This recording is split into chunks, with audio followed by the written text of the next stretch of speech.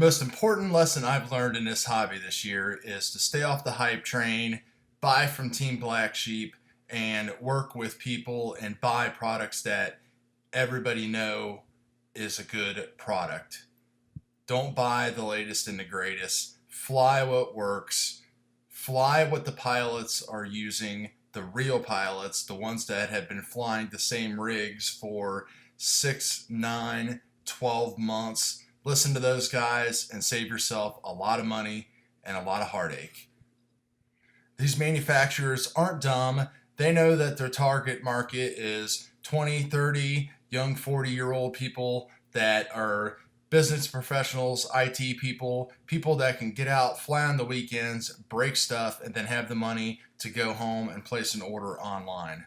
Now that winter's coming and flying is going to be limited due to weather, daylight, all that kind of stuff, I've been kind of looking back at this year in my hobby flying FPV compared to the previous years. And we've had all kinds of advancements in technology and all kinds of new things have came out, and some of them I've tried and some of them I haven't. But I'll just cut to the chase real quick, and that is that these manufacturers and everybody are just trying to just suck as much money out of us as they can. It's so easy to get on the hype train. It's so hard to stay off of it just because we all want the latest and the greatest. We want the lightest motor. We want the best ESCs. We want this. We want that. But 90% of this stuff out there is just junk. I mean, take a look at my bench here. The things that have gotten me through that I've not had any issues with and have bought, those Fat Shark goggles. Those are Dominator V2s. I've had those since they came out. They still work perfect. I have a LaForge module in there that Shay and Bruce take care of. That's the V1. They still update the firmware for it. If it blows up, I don't have a problem buying another one off them because I know that they support it. This Betaflight F3 board, this thing lasted me about 6 months and then stopped working. I still have CC3D and Naze 32 boards that still fly. They don't fly great, obviously, because they're old, but they still power up. They still fly. This thing just died. This is a literally one flight old DYS board that just stopped working. Here's 2 more DYS F4 Pro boards that stopped working. Nobody will support them. Nobody will exchange them. Nobody will do anything like that. TBS Silk motors, when they first came out, there was some issues with them. Trappy took care of them. TBS stands behind their products.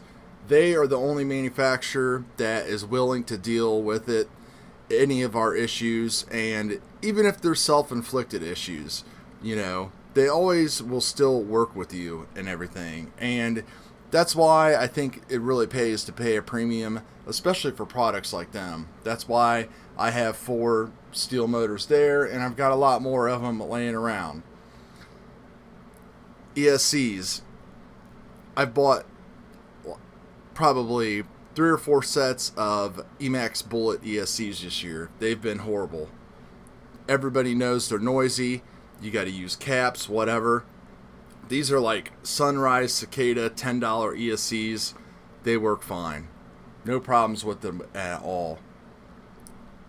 Alien frame. Steel and other pro pilots say it the best. You're never going to become a better flyer if you just keep changing and changing and changing. And that's just what they do. There's just tons of software updates all the time.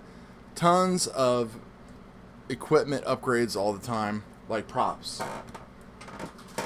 How many props do we need? I mean, there is a new kind of prop released probably almost every hour. Almost every hour, probably. Motors. These T-motors. The F60s. I don't know. Pro 2s or Pro 3s or whatever they are. I don't know. Got a set of them a month ago. This one, totally dead. Totally seized up after just a decently soft crash into grass. They don't even make them anymore. I can't get a replacement. So I have 3 sitting here, and then I have this one. These Immersion and TBS VTXs. Old school. This is a revision of the old school. They work great.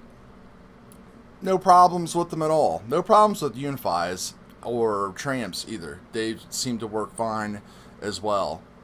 Batteries. There's so many different kind of batteries that are out all the time. New batteries, 100C, 75C. You know, pulse batteries are great. I've had no problems with them. They're dinged up, some of them. They just work. Same thing with these tattoo batteries. They just work. No problems at all. So I guess the biggest thing is just, from now on, I'm definitely going to be more conscious of who and where I spend my money with. There's different retailers that won't help you at all with anything once you solder something up. And that's understandable. I get it.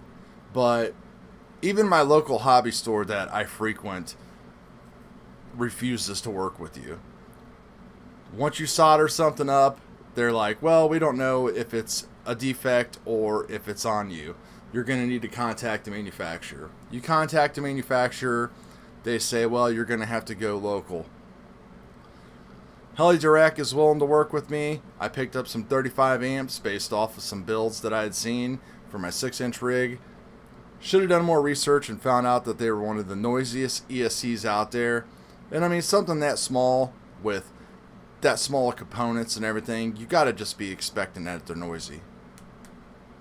Emax makes great motors. I still have some of their red bottoms that still work and have been crashed and crashed and crashed repeatedly. No issues at all. Not like this T motor here. Or this DYS motor right here, which I've had pretty good luck with these, so I'm going to let them off the hook for this motor. But these flight controller boards, no way. Not going to let them off the hook for that. It's just ridiculous. I do got to give a thumbs up to Raceflight. They get a bad rap on a lot of things, but at least if you even screw up your board by yourself or something, they'll exchange it for you at least half the cost, if not cheaper. So the biggest takeaway from the video is to do your research, buy stuff that people are going to help you out after the sale. Just like if you were to buy a TV or something from Best Buy and a warranty or something like that, because this industry is just killing and self-imploding itself by just coming out with just constant stuff and then not supporting either their new product or their old product. That's it for this rant. Stay off the hype train. If you're happy with what you got and it's flying good, pick up some extras of that stuff. Stick with it. Buy from good people that are going to help you out. Buy from Trappy. They're going to hook you up. You know, HeliDirect, Ready Made RC, they help me out too sometimes. Even though I think they're kind of tightening down the hatches a little bit, honestly, myself. Yeah, that's it for this video. And if anybody has one of these T-Motor F60 2200 KVs, let me know, because I would like to get one for the other ones that still work. That's it.